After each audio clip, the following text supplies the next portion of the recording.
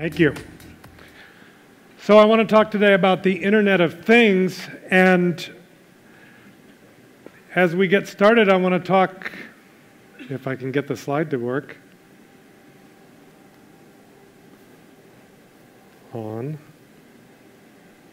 we go. How the Internet of Things is going to change the way we live and work. But before we do that, I want to talk a little bit about what is it? What is the Internet of Things? Because I think there's a misconception that the Internet of Things is about taking lots of devices and connecting them to the Internet, right? That makes sense. That's kind of what it sounds like. We're going to connect everything to the Internet. That's really not what the Internet of Things is about. The Internet of Things is not about getting everyday devices connected. The Internet of Things is about challenging the status quo. It's about rethinking, re-examining, and reinventing how the physical world works. Now, in order to do that, we have to connect things to the Internet, because in order to reinvent the physical world, there's a key ingredient that we're bringing to the physical world, and that key ingredient is software. Right? The way that we're going to reinvent how the physical world works is by applying software to help us change our physical world, to help us modify its behaviors, to help us solve real problems. And at my company, SmartThings, we spend a lot of time asking questions about examining the status quo and thinking about how things should really work. So I wanted to share with you a few of those questions. Questions like, why are lights controlled by a switch on the wall? That's the way they've always been controlled, right? You flip the switch on the wall, but why? Why do we need switches on a wall to control lights? Why can't we do it without switches? Why can't we do it with software that recognizes when a person walks in the room and it's dark, we can turn on a light, right? We don't need a switch. Or, why do I need a thermostat on the wall to control the temperature in my home? This one's really confusing, even though Nest was worth $3.2 billion. This one's really confusing because, in fact, you're not controlling the thermostat, right? The thermostat is controlling something else. So if I can control things wirelessly, why do I need a thermostat on the wall? Why can't I just wirelessly control the furnace or the boiler or the fan or the compressor, right? I don't need something mounted on the wall at all. Why do doors have keys, right? The front door to your home arguably has not changed in 3,000 years. And yet we're still building doors that have a key. Now, they look a little bit different than these, for sure, but we don't need keys for doors. How about, why do cars have steering wheels? Right? Google is certainly challenging this. Our friends at Ford are certainly challenging this assumption, right? We actually shouldn't need cars with steering wheels. And there's a whole bunch of other challenges around cars that we could talk about too. Like, you know, once we get rid of the steering wheel, why do the seats need to face forward? Wouldn't it be safer to actually have them facing backwards, right? How about, why do I have to connect devices to my home network when I'm at home? More importantly, why do I have a home network, right? Why is that a thing? When I go home and I have to get on my Wi-Fi at home, why is that even a thing? Well, the technologists in the room, and there's a lot of them, right, will know the answer to this question. right? The answer is that we have this thing called IP addressing and an IPv4. We couldn't even put enough devices on the internet. We had to have local networks. We had to have a thing called network address translation, and we're solving that with IPv6, but we still have to have a home network. Why? Because we have problems with spectrum in the airways. We don't have enough of it to actually connect all devices. But I would challenge you to think about this question and ask the question about whether 20 years from now there will be such a thing as a home network. And I hope to God the answer is no, because this is actually one of the big problems that we have in this Internet of Things world, is how we get things connected. I'm going to talk more about that in a few minutes. Oh, Amazon is working on this, right? Why are packages delivered by people? Right? Can't we get rid of that? Can't we have things that deliver other things to our homes, to our businesses, and get rid of the need to have people carrying boxes around? Right? Jeff Bezos wants to get rid of this and replace it with those little drones that are going to drop packages on you. How about this? Why do patients actually go to see a doctor in person? Right? I mean, the doctor, let me tell you, the doctor actually doesn't want to see you in person. You might be sick. If we could fix that, then have the doctor be able to treat you without exposing them to whatever you have, that would be a good thing. Right? But it would also be way more efficient. Doctors could actually perhaps do more. This one makes me crazy given the business that I'm in, right? Because we spend a lot of time in our business controlling the lights, and yet I drive through cities at night and I see lots and lots of office buildings with the lights all turned on, and I think, wow, it's 2014. Shouldn't we be able to at least turn the lights off at night in an office building so that we're not wasting all of that energy? And yet, we still haven't quite solved all of these types of problems. Come on. What about simple things that could be important for you in your home? Like, why can't a house detect a leak, water leaking out of your pipes, out of your sink, and simply turn the water off to stop your home from being damaged, to prevent a disaster? This is a big one, right? Why does 33% of the food on this planet go to waste? Right?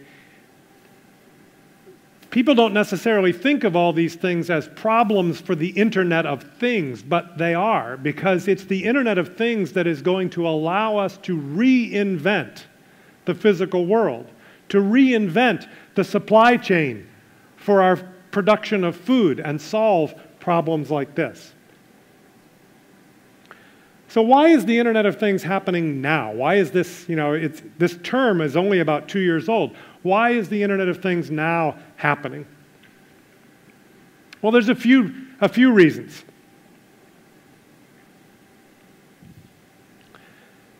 Four big reasons.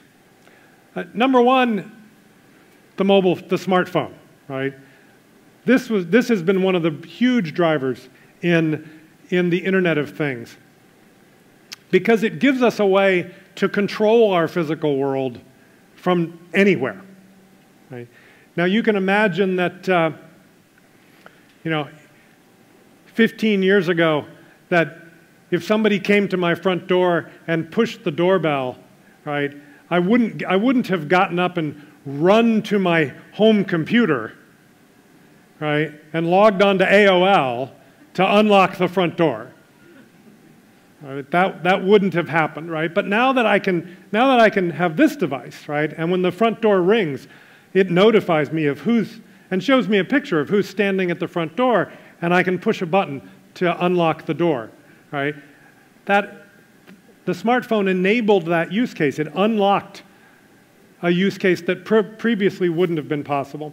Changes in manufacturing clearly have had a huge impact here as manufacturing costs have come down, and now we're able to actually put connectivity into objects where that wasn't feasible before. Cloud computing is another important aspect of the Internet of Things. And I'll talk in a minute about fog computing, right? Where we're going to go from the clouds to the fog. It's just going to be everywhere.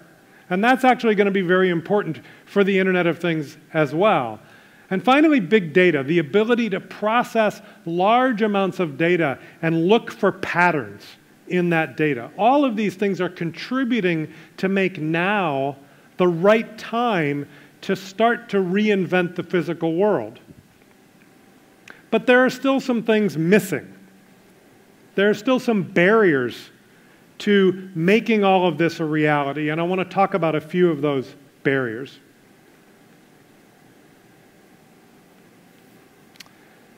Number one, we have to actually make it easier for software engineers. And if you're not a software engineer, this might be a little bit, you might not understand this. But in an Internet of Things world, we actually have to do something that has never been done before, which is to allow software engineers to control the physical world without having to understand how it's working.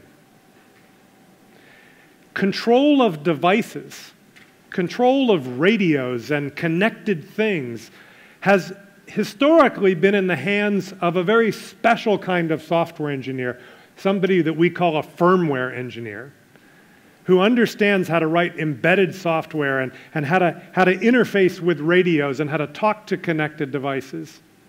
But if we want to reinvent the physical world, we need to be able to innovate. We need to be able to innovate quickly. And that means that for software developers, we need to go from this to this. That when I want to turn on a light as a software engineer, I need to be able to say, switch dot on, and have the light turn on. And it shouldn't matter to me whether that light is connected with Zigbee or Z-Wave or Bluetooth or Wi-Fi or 6LoWPAN or any of the other technologies for connecting devices. As a software engineer, I just want to say, turn on the lights, and it should happen. I want to say, unlock the door, and it should happen. It needs to be that easy. We also need to extend cloud computing to become fog computing, so that we can put the intelligence closer to the end devices. Oh, but I should stop there and make a comment about intelligence, because in a world of the Internet of Things, we actually don't, this is our belief at SmartThings, we actually shouldn't be building really intelligent devices. We should actually be trying to decouple the intelligence from the devices. The devices should only be as smart as they absolutely have to be, but we should keep the intelligence, the applications, separate from those devices. If we do that, we make systems more flexible. We allow devices to be reused for lots and lots of different purposes. But there's a thing about the computing fabric here that's important, which is that latency in an Internet of Things world, how far away the intelligence is from the devices, is actually important. We're doing demos next door at the Hyatt, and in our demo environment, we have to go all the way back to a data center that's in Virginia.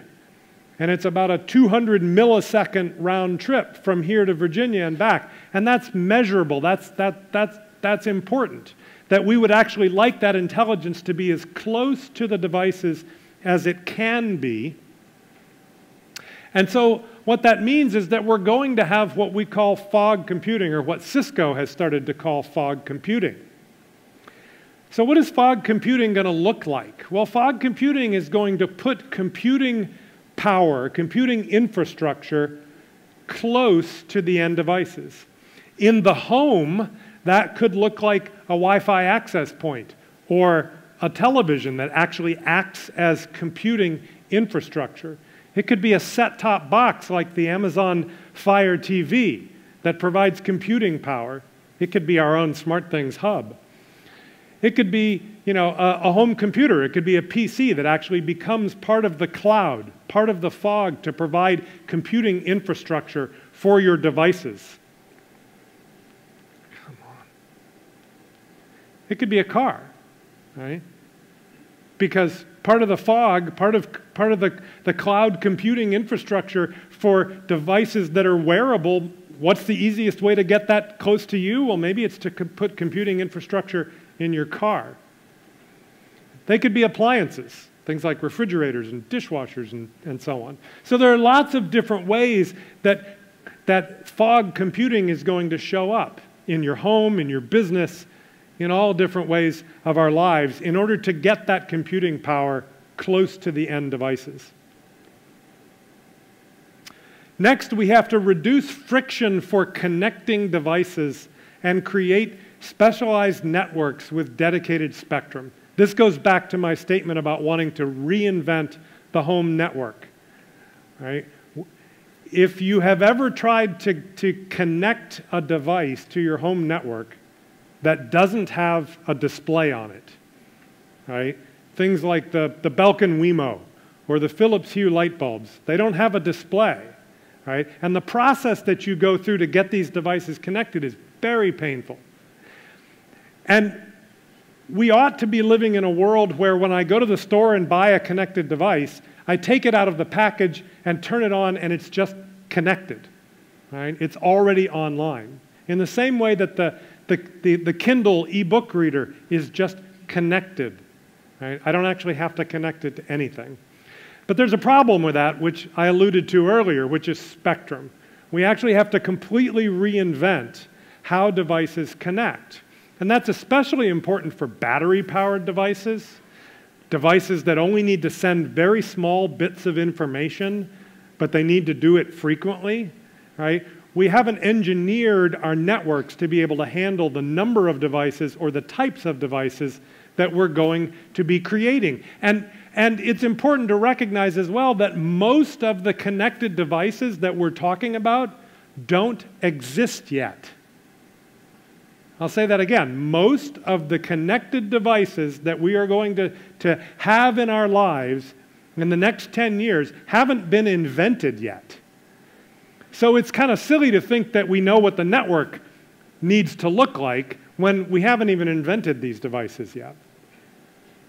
Finally, we need to simplify the overall user experience. This is something that we spend a great deal of time on at SmartThings because we have a goal of taking the Internet of Things and making it something that even my mother could use. Right? And if I can get my 75-year-old mother to make use of a solution like ours, we've solved it. We need to do it from a discovery perspective so that people can figure out what they can do with these devices. We need to do it from a setup perspective, and we need to do it from an in-life experience perspective. All of these things are challenges that we still face for creating the reality that the Internet of Things offers us. And I would challenge all of you, while we're focusing at SmartThings on turning every home into a smart home, all of you should be thinking about how to reinvent the physical world, how to challenge all of those status quos, challenge the way things work, challenge everything you see, and think about whether it could be reinvented and done in a way that's better, in a way that's more efficient, in a way that's better for people. Thank you.